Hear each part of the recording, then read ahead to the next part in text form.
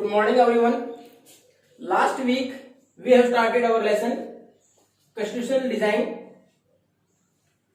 Chapter 2 Civics. At that time we have discussed how we proceed towards our new constitution after independence. कि हमें आजादी के बाद एक नए संविधान की जरूरत थी कि हमारे अनुसार हमारी व्यवस्था चले, उसके लिए हमने किस प्रकार आगे बढ़े. What are the problems faced by us? क्या क्या हमारे सामने समस्याएं थी. How we overcome those problems, उन समस्याओं से हम बाहर कैसे आए.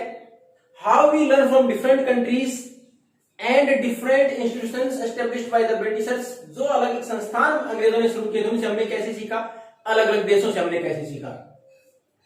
उसमें हमने डिस्कस किया इतनी सारी डाइवर्सिटीज, इतनी सारी लैंग्वेजेस, बाद में बोले इतनी सारी कास्ट ग्रुप्स, इतने सारे रिलीजन्स हैं, कल्चर्स है, तो उनको एक साथ अकोमोडेट करके चलना, एक अच्छे संविधान को निर्माण करना, सब उसको माने.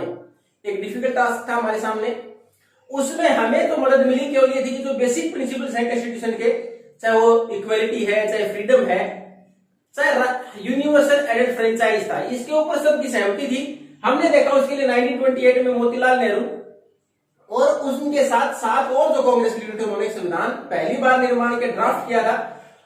उसके बाद 1931 में कराची जो हमारा अधिवेशन हुआ, कांग्रेस सेशन था, उसके अंदर इसका प्रस्ताव रखा गया. तो दोनों में ये समानताएं थी, यानी बेसिक प्रिंसिपल्स पर हमें कोई डाउट नहीं था, तो हमें आगे बढ़ने में आसानी हो गई. दूसरा, हमारे चुनाव कराए गए थे प्रोविंसेस में ब्रिटिश गवर्नमेंट के द्वारा, तो हमें व्यवस्था कैसी होगी चुनाव की उससे हम फेमिलियर हो गए थे. उसके बाद हमारे पास इंडियन एक्ट ऑफ 1935 जिसके द्वारा देश चलाया जा रहा था, महत्वपूर्ण प्रोविजंस थे, उससे हमने नए प्रोविजन सीखे जिसको कि हमने बाद में हमारे संविधान में अपनाया भी. उसके बाद throughout the world whatever new developments were there, जो नए डेवलपमेंट हुए थे, either it's through French Revolution, Russian Revolution, we have learned from that there also, हमने वहां से भी सीखा. अब हमारे पास कॉन्स्टिट्यूशनल डिजाइन में संवैधानिक ढांचा जो हमारे पास निर्माण किस प्रकार किया गया भारत में, तो हमारी जिम्मेवारी किसको मिली. Then who decided our constitution? Constituent assembly.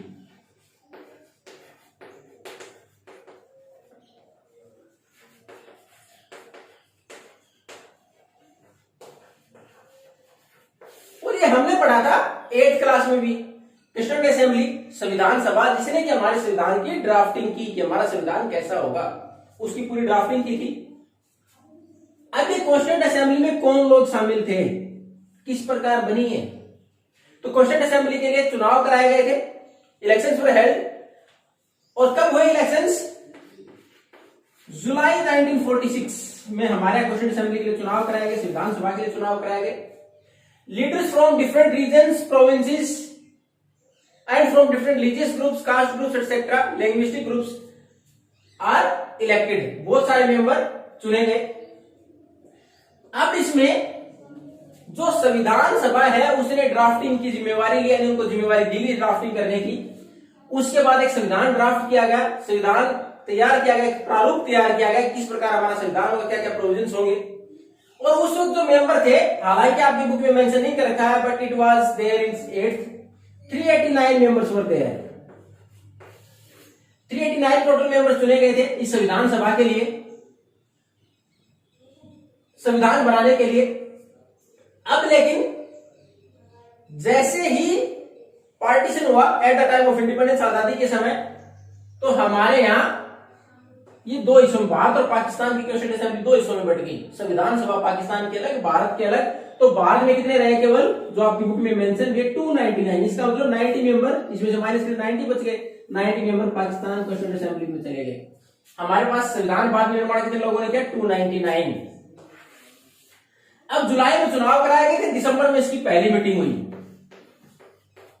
दिसंबर 1946 में हमारे संविधान बनाने की शुरुआत की गई, उसकी पहली मीटिंग हुई. और इसकी डेट अगर आप आपकी बुक में नहीं मेंशन कर रखी है, लेकिन इट वाज 9th ऑफ दिसंबर. आपकी बुक में पहले अध्यक्ष का भी नाम नहीं है. और 9th of December the temporary president who was elected for constituent assembly was doctor Sachchidanand Sinha. जो पहले अध्यक्ष एक दिन के लिए टेम्परेरी तौर पर बनाया गया पहली मीटिंग में, तो वो थे डॉक्टर सच्चिदानंद सिन्हा. उसके बाद परमानेंट तौर पर किसको बना दिया गया था? उसके बाद परमानेंट तौर पर doctor Rajendra Prasad was the chairman और प्रेसिडेंट ऑफ कॉन्स्टिट्यूएंट असेंबली. तो इन लोगों के पास जिम्मेवारी आई. जो अलग अलग एरिया थे 389 इन द बिगिनिंग, उसके बाद जब पाकिस्तान हमारे से अलग हो गया, दो कॉन्स्टिट्यूंट असेंबली में डिवाइड हो गई, भारत और पाकिस्तान, तो हमारे पास थे 299। इन लोगों ने हमारे संविधान का निर्माण किया। बेसिक प्रोविजन उसमें पहले सहमति थी। एक चीज आज हमें आश्चर्य होता है कि after the adoption of that constitution we have spend nearly about 70 years, 70 साल का समय हो गया, लेकिन आज तक क्वेश्चन किसी ने रेज संविधान के ऊपर नहीं किया। How we are going to format, क्यों, किस प्रकार पालन कर रहे हैं, आज तक संविधान क्यों लोगों ने मान लिया? बहुत सारे कारण हैं।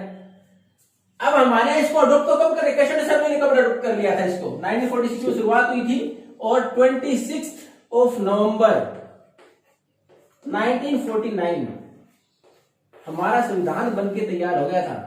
अब कॉन्स्टिट्यूशन वाज कंप्लीट ऑन 26 नवंबर 1949। हमारे संविधान सभा ने तो उसी दिन अपना लिया था इसको, but implemented by our government on 26 जनवरी 1950, 26 जनवरी 1950 को इसको लागू किया गया। अब इस कॉन्स्टिट्यूशन असेंबली को इतने सालों तक के संविधान को हमने किस प्रकार अपना रखा है, इसके खिलाफ क्वेश्चन रेज क्यों नहीं? उसका सबसे बड़ा कारण क्या था कि जो मेंबर थे कॉन्स्टिट्यूशन असेंबली के, केवल उनके ही विचार इसमें शामिल नहीं थे। Not only the opinions of the members were included, but it was the common consensus of at that time, उस टाइम पर जो आम सहमति थी सब लोगों की, वो किस प्रकार, क्योंकि तो अलग अलग एरिया से इलेक्ट हुए थे। फिर हमने इसके समय कितना लगा दिया, इसलिए देखो आप, हमारी पहली मीटिंग तो हुई थी 1946, कंप्लीट कब हुआ? 26 नवंबर 1949। समय कितना लगा? Nearly about 3 years। एग्जैक्ट अगर बात करें 2 years 11 months 18 days, ये हमारा संविधान बनने में समय लगा। अब 3 साल के अंदर जिस संविधान को बनाया गया, तो ऐसा नहीं लगा था तीनों साल तक डिस्कस करते रहे संविधान के ऊपर, तो बीच बीच में जो मेंबर्स थे वो अपने लोगों से मिलते भी, अपने एरिया में मिलते, उनके विचार जानते कि हमें अगर आगे बढ़ना तो किस प्रकार आगे बढ़ना। तो उस टाइम पर सभी लोगों को शामिल करने का प्रयास किया गया और एक बड़ी आम सहमति बनाई गई। तो सबसे बड़ा रीजन इसके पीछे था कि अब तक संविधान के ऊपर कोई क्वेश्चन रेज नहीं हुआ। बहुत सारे देश ऐसे हैं, they have to read their question, उनको अपना संविधान दोबारा लिखना पड़ा। कुछ एक देश ऐसे हैं जहां संविधान लिख तो दिया गया है, but it was not implemented properly, implement नहीं हो पाया। It became just a piece of paper, उनके लिए कागज का टुकड़ा रह गया, बाकी नियम लागू नहीं हुए उसके।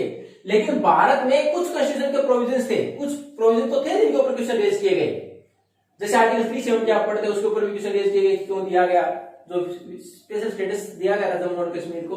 कुछ प्रोविजंस थे जिनके ऊपर इस प्रकार की ऑब्जेक्शन उठाई गई। बाकी हमारे यहाँ पूरे संविधान के ऊपर एक साथ कभी भी किसी ने ऑब्जेक्शन नहीं उठाई। किसी भी पॉलिटिकल पार्टी या सोशल ग्रुप्स ने ऐसा नहीं रेज किया क्वेश्चन कि हमारा संविधान गलत है, संविधान को बदल दिया जाना चाहिए। कुछ प्रोविजन थे उनको बदलने की मांग उठी और समय के अनुसार डेवलपमेंट जो हुई हमने उनको चेंज किया, अमेंडमेंट होते हैं। अब हमारे पास दूसरा रीजन जो था इसमें कि हमारे यहाँ जो मेंबर थे, they are from different caste groups, religious groups, linguistic groups, regions, अलग अलग एरिया से, अलग अलग धर्म से, अलग अलग जाति से, अलग अलग भाषा से बिलोंग करते थे। उनके सबके विचारों को शामिल किया गया कि how they feel secure after independence through this constitution, कि उनको किस प्रकार अधिकार दे दिया, किस प्रकार अपने आपको सिक्योर, सुरक्षित निर्भर करेंगे और महसूस करेंगे। तो उनके सबके विचारों को शामिल किया गया। फाइनली इसमें सबसे बड़ा जो रोल था कि हमारे यहाँ संविधान को आज तक इसके ऊपर क्वेश्चन रेज न होने का सबसे बड़ा कारण, अगर हम बात करें इतना सारा डिस्कशन होने के बाद, हमारे यहाँ संविधान ड्राफ्ट करने के लिए इतने सारे लोगों के विचार इकट्ठे करने के बाद एक ड्राफ्टिंग कमेटी का निर्माण किया गया, जिसने पूरे प्रारूप को तैयार किया। और ड्राफ्टिंग कमेटी के चेयरमैन कौन थे?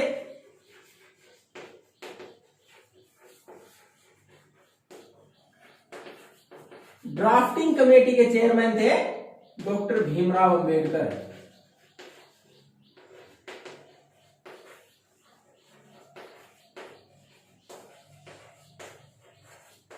फिर ऐसा नहीं है जैसे भीमराव अंबेडकर ने ड्राफ्ट कर दिया और लोगों ने मान लिया, जो मेंबर थे उन्होंने मान लिया। इसके ऊपर डिस्कशन हुआ। कितनी बार मीटिंग हुई टोटल संविधान बनाने के लिए? आपकी बुक में मेंशन कर रखा है इस चीज को भी। दे मेट फॉर 114 days, यानी 114 मीटिंग हुई 3 साल के दौरान। 114 बार इनकी मीटिंग हुई, उसके अंदर डिस्कस किया गया। इसमें एक वर्ड इस्तेमाल किया गया, क्लोज बाय क्लोज,